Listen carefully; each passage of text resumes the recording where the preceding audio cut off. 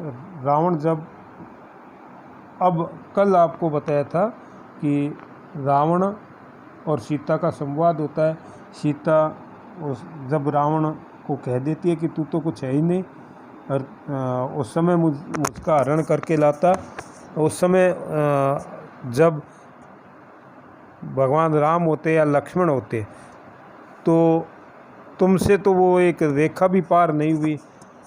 रावण अपमानित होकर के महल में आ जाता है और कह देता है कि अगर किसी भी प्रकार से हो तो इसको मनाए।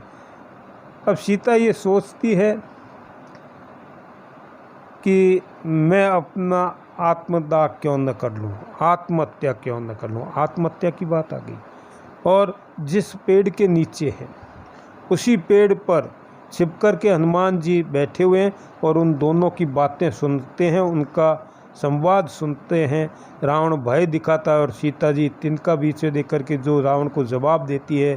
सीता जी अशोक वृक्ष से अग्नि के लिए याचना करती है। हनुमान जी ने ऊपर से अंगूठी गिरा दी और उस दृश्य का वर्णन केशव ने बड़े सुंदर ढंग से किया है। संवादों में, बड़े छोटे छोटे संवादों में किया है। और जैसे यहाँ जो संवाद है उससे एक बात सिद्ध होती है कि सीता सीधा विश्वास नहीं करती है। हनुमान जी से भी वो संवाद करती है, अंगूठी देखती है और ये सोचती है कि ऐसी अंगूठी, ऐसी मुद्रिका कोई माया से नहीं रच सकता। फिर भी एक उनके मन में भय है कि कहीं ये माया भी रावण की तो कुछ नहीं है लीला। तब जैसे अंगूठी को देखती है और हनुमान जी आते हैं, सीता कहती है कि मेरे सामने प्रकट हो। अब उन दोनों के बीच में, यहाँ ऊपर नाम नहीं दिया कि कौन क्या कह रहा है, लेकिन छोटे छोटे संवादों में सब आराम से इसको समझ भी सकते हैं। जैसे यथा उसका उदाहरण देखो, संवादों का बड़ा सुंदर उदाहरण दिया गया है। कर जोरी कयो हों पौन पौन पूत, जिय जननी जानु रघुनाथ दूत। रघुनाथ कौन? दशरथ नंदन। दशरथ कौन? अज तनय चंदन। कई कारण पठई यही निकेत, निज देन लेन संदेश हेत।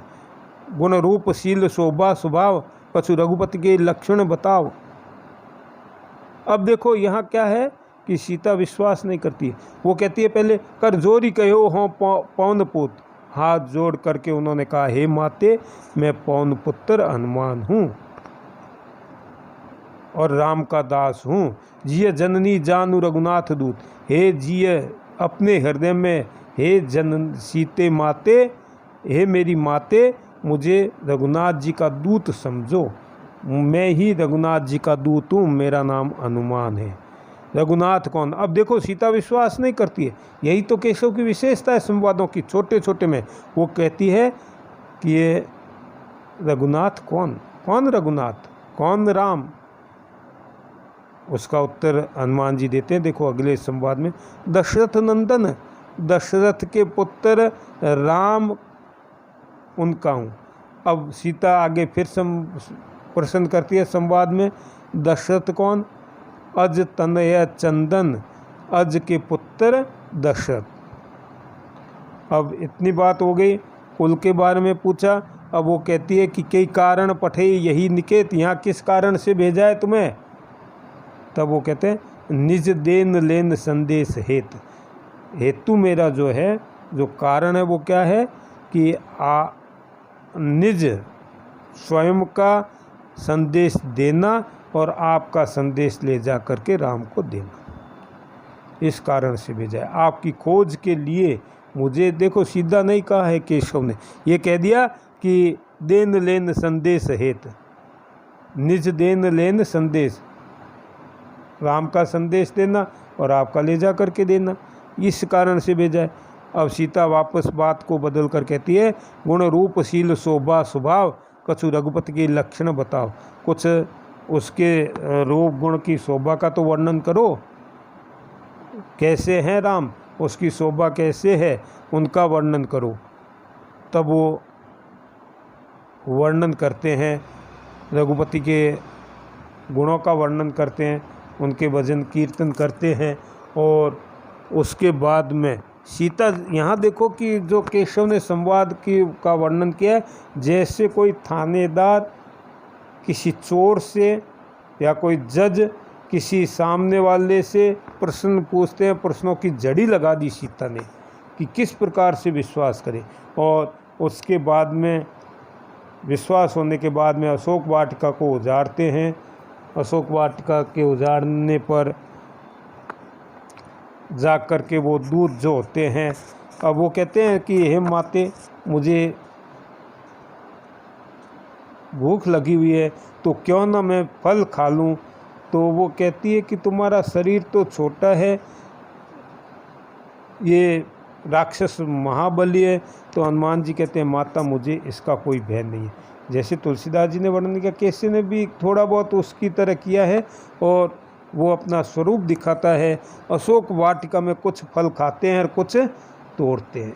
अब जब अशोक वाटिका उजाड़ने लगे तो जो राक्षस है उन्होंने युद्ध किया, हनुमान जी ने उन सबको पराजित किया, उनको कुछ बचे हुए जा कर के रावण की सभा में किया।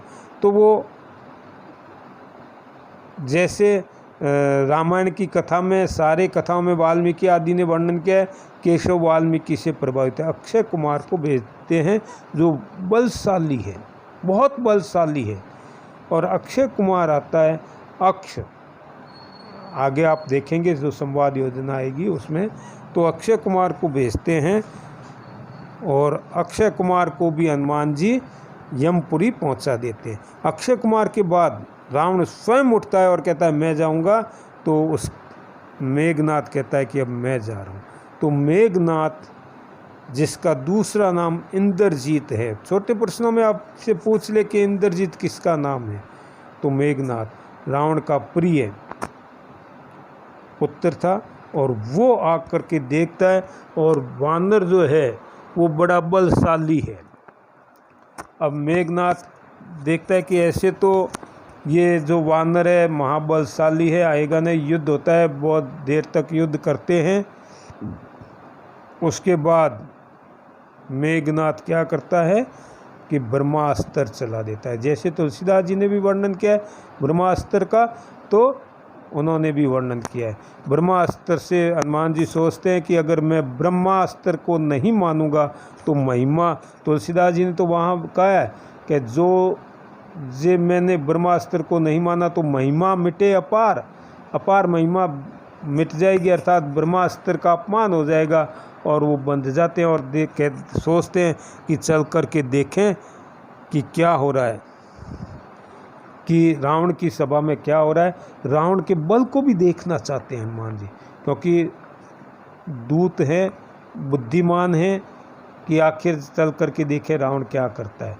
और उसके जो बल है उसका भी पता लगाना चाहते हैं। और वो बंद करके रावण की सभा में जाते हैं और वहाँ जा कर के उसके बल को देखते हैं। और इसका वर्णन बहुत सुंदर ढंग से किया गया है। वहाँ वो ले जाते हैं पकड़ करके, नगर में ढोल नगारे आदि बजाते हैं, प्रसन्न हो जाता है मेघनाथ, प्रसन्न होता है कि आज मैंने बलशाली इस वानर को बांध लिया। और जब वो रावण की सभा में लाते हैं तो कल हम इसका जो महत्वपूर्ण है रावण और हनुमान संवाद, ये विस्तार से, ये देखो व्याख्या की दृष्टि से भी महत्वपूर्ण है और कई बार परीक्षा में पूछा गया और इसको आपको एकदम से याद करना होगा। और व्याख्या और प्रश्न दोनों की दृष्टि से ये महत्वपूर्ण है, रावण हनुमान संवाद। तो कल के वीडियो में हम रावण हनुमान संवाद के बारे में विस्तार से इसका अध्ययन करेंगे, आपको बताया जाएगा। कल के वीडियो में ये होगा।